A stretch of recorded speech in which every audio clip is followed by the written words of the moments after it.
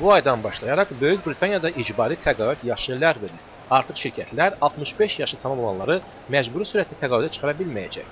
Hər hansı şirkət kimisə təqaüdə olmaq istəsə, bunun üçün işçinin yaşını deyil, başqa obyektiv sahibləri gətirməli olacaq. Qanun təkcə iki peşənin sahiblərinə, hava dispetçerləri və polisə şamil olunmur. Britaniyada yaşlı əhalinin sayı sürətlə artır. Əsrin əvvəllərində orta ömür müddəti 50 il isə, hazırda tibb elmindəki kəşflər və sağlam həyat tərzindən agahı nəticəsində bu rəqəm 80 ilə yaxındır. 10 ildən sonra ölkə əhalisinin yarısını yaşı 50-ni ötmüşlər təşkil edəcək. Bu səbəbdən hökumət vergi ödəyiciləri ordusunun sayının azalmasında maraqlı deyil.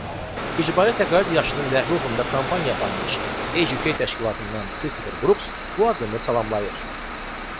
I think scrapping forced retirement will be beneficial for everybody.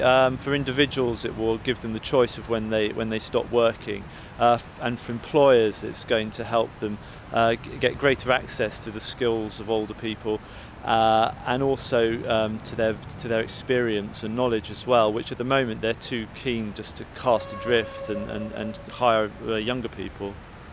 Lakin bir sıra təşkilatlar, məsələn, Britaniya Sənaye Konfederasiyası qadağanı lüzumsuz müdaxilə adlandırır.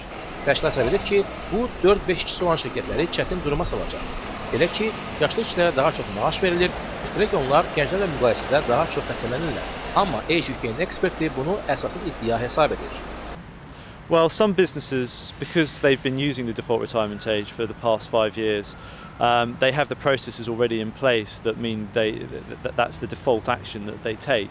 So they're going to need to adjust their practices and come to terms with managing older workers better. And at the moment there's a lot of age discrimination in the labour market, and too many employers are keen just to look at the stereotypes of an older worker and the negative aspects and jump to conclusions about how each individual can contribute to the workplace. And so scrapping forced retirement will, in the short term, possibly make smaller employers have to change their policies.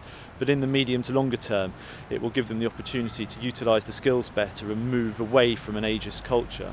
Britaniyada sosial-iqtisadi vəziyyət isə mürəkkəb olaraq qalır. Yaşı 65 ötənlərə iş yerdə qalmaq imkanı verilərkən, ölkədə 1 milyona yaxın gənc hələ də işsizdir. Elşən Əliyev, ANS, London.